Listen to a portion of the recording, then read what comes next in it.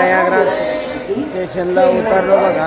हे आमच्या आता एक जोडीदार झालेत बघा. आता हे कोणी तर आम्ही आता या स्टेशनला उतरलोय बघा. आणि आता कुठेतरी आता जाणार आहे. आता जेवणाचा पाहणार आहे. चला बघा हे पुणे लाल बसा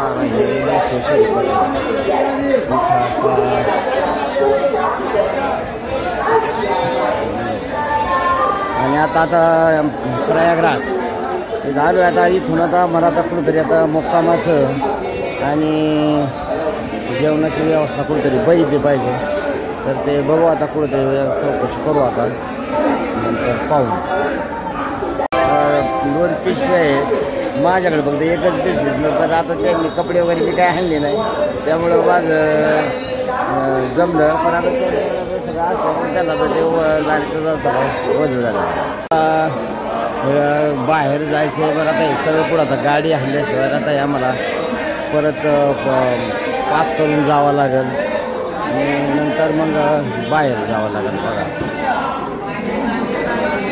प्रयागराजला जायला बघा आता इथून आता बनारस ट्रेन पण आहे. पण ते माणूस म्हणले ट्रेनने जाण्याऐवजी तुम्ही इथून बाहेरची रिक्षा ॲटो करा आणि त्या ॲटोनी जा म्हणले तिथं.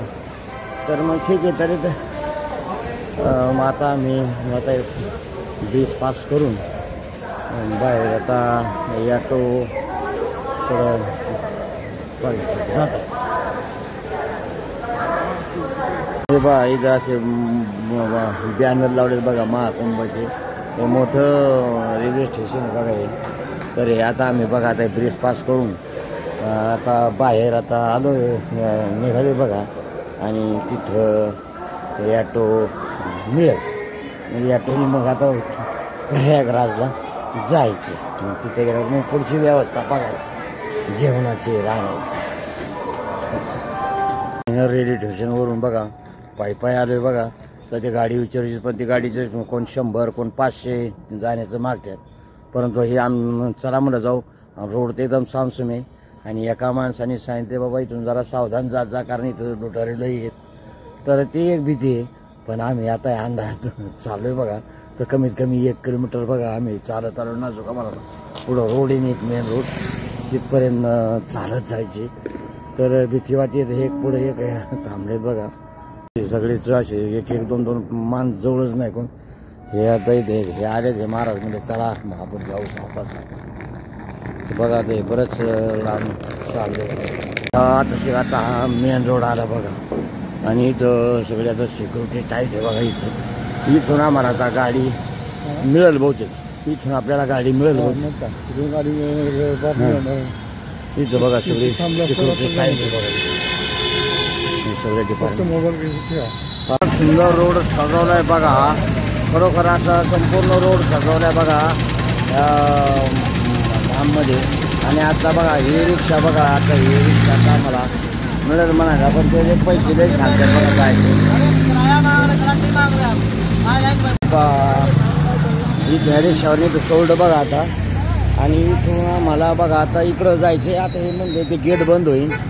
पण आता इथून पण आम्हाला परत आणखीन 1-2-3 किलोमीटर जायचे बघा. तर सुंदर असा इथं नजारा आहे बघा.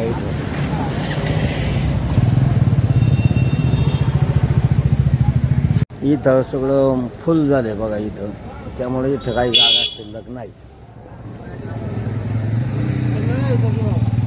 आम्ही आता रोडनेच बघत चालत चाललोय पहा.